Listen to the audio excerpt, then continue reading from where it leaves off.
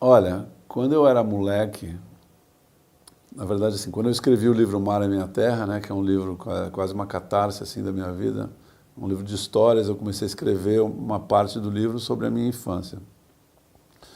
E eu estava escrevendo e eu vi uma imagem, eu recobrei essa lembrança, eu sentado no colo do meu pai, e o meu pai falando uma frase para mim, eu não posso nem te dizer como é que eu lembrei disso, mas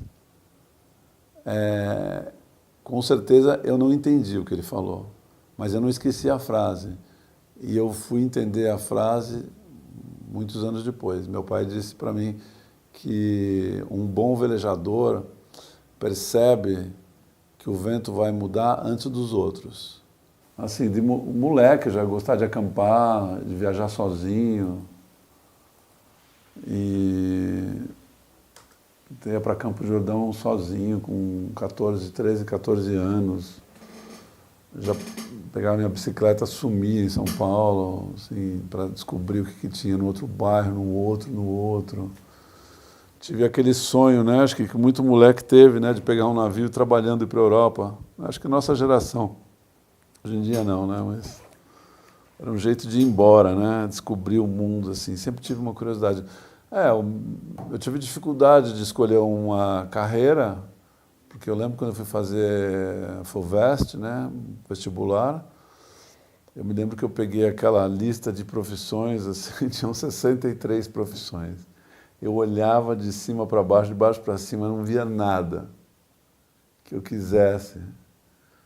E eu falava, não tem nenhuma universidade para viajante, né?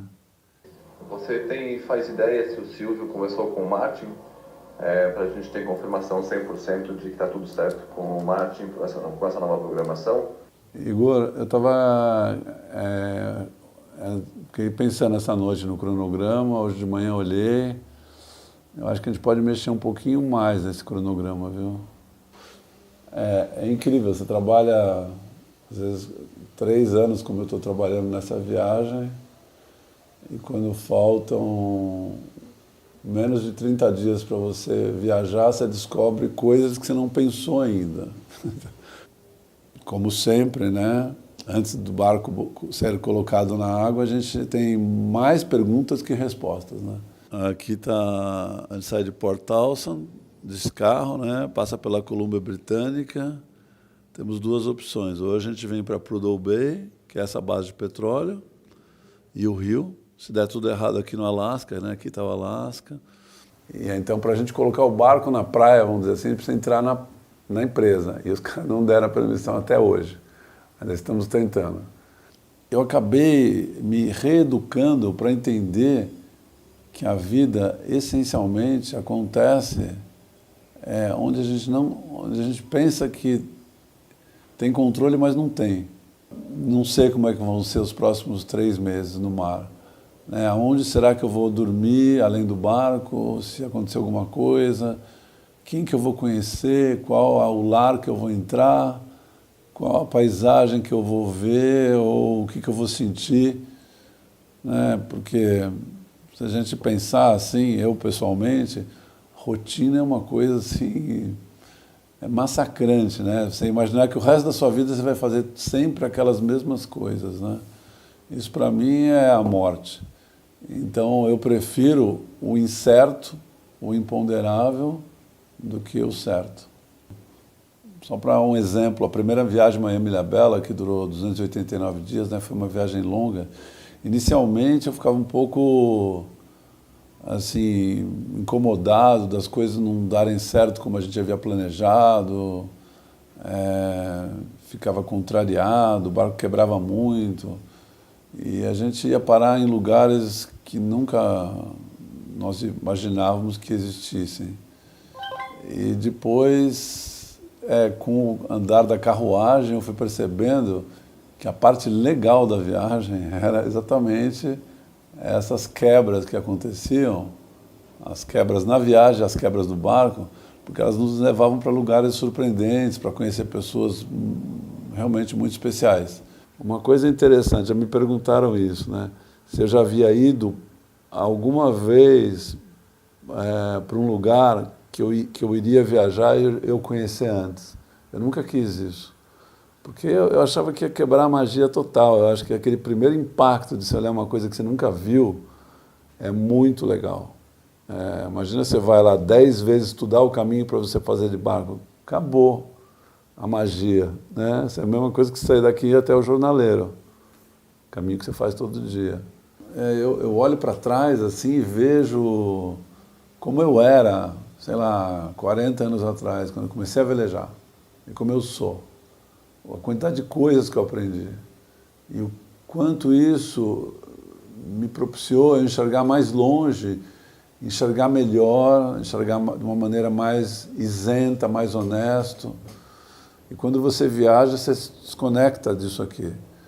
E você percebe que depois de uns dias, você consegue enxergar a sua vida e o entorno da sua vida com uma precisão e uma nitidez e uma clareza enorme. Tudo é muito fácil de ser compreendido. É como a gente sai da Matrix, né? Você sai daqui e aí você se vê na Matrix. Você fala, olha, nossa, como é que eu estava naquele lugar. O lugar mais perigoso para você estar no mar não é numa tempestade, é desatento. Porque se você está desatento, você pode estar perdido e não saber que está perdido. E aí o imponderável se torna algo grave. E eu acho que isso também acontece na nossa vida, já aconteceu muitas vezes na minha vida, sabe? De coisas acontecerem e depois eu falar, não foi uma surpresa, aquilo lá já vinha, os avisos já vinham sendo dados, né? Eu não estava percebendo. A intuição acho que é quase um músculo, a intuição, assim, né? Se você não pratica, ficar atento àquilo que você sente, não o que você pensa, é muito difícil você saber qual que é a diferença do que é intuição e do que é um pensamento. O pensamento, muitas vezes ele está ligado, quer dizer, ele está ligado à mente e a uma programação. A intuição é como se fosse um palpite de uma parte dentro de você que conhece mais do que você, qualquer que seja o assunto. Então,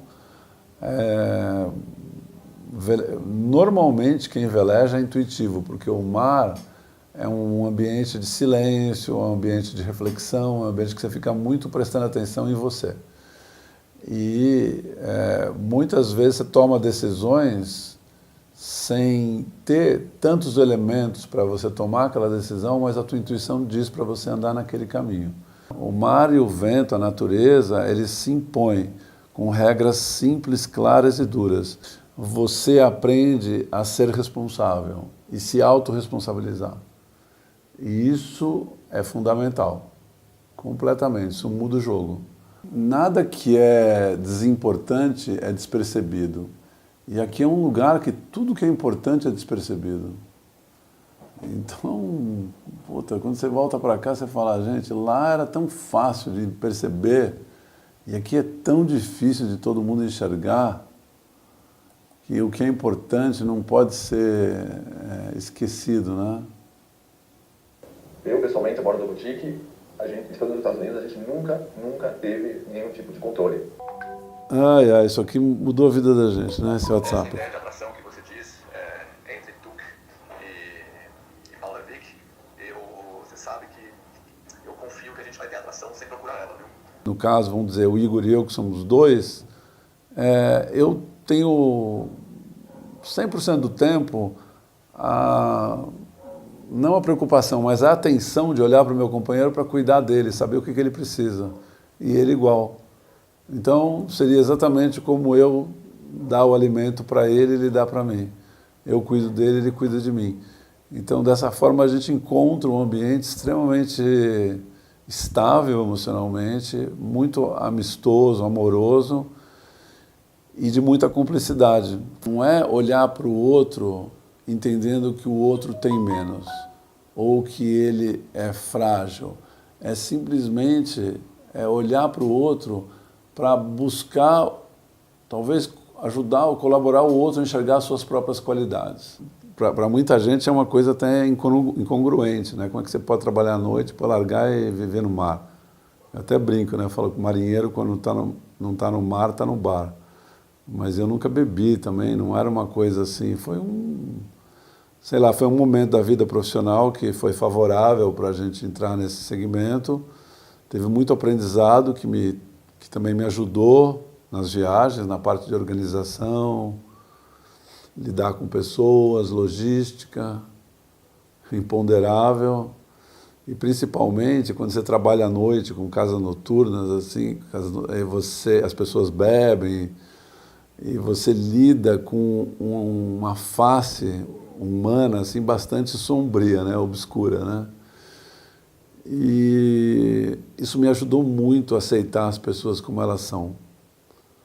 Porque eu era bem jovem na época, né, nos anos 80, trabalhando nos lugares e tal, muitas mudanças sociais acontecendo, eu vendo tudo aquilo na minha frente acontecer, e foi uma escola maravilhosa, assim, né? Então, você conviver com todo tipo de gente e você se dá bem com todo mundo, sabe? Hoje em dia, sei lá, a gente está num momento assim que eu acho até chato, né? Porque está todo mundo catalogando, fazendo um manual, como você tem que abrir um livro para entender como é que você tem que tratar uma pessoa. Olha, essa pessoa é A, B, C, D, X, Z, porque tem agora uma norma. Isso, para mim, soa como algo extremamente artificial. E nos anos 80, assim, por exemplo, a gente lidava com a diversidade de uma forma tão, assim, até romântica, assim, ingênua, espontânea. Ninguém via o outro como diferente, assim. Era muita brincadeira em cima até das diferenças, mas isso nunca teve conotação de ofensa, de algo negativo, nunca teve isso, né? Foi uma época tão rica, de tantas amizades boas, assim. Eu encontro os meus amigos dessa época na rua, algum lugar, sempre tem essa lembrança extremamente doce, de uma época mais simples de se viver. Em 93 eu saí do Aeroante, fiz a Miami Ilha Bela, né, que foi em 94, aí voltei para a noite, em 99 saí da noite definitivamente, então desde então só vivo de vento.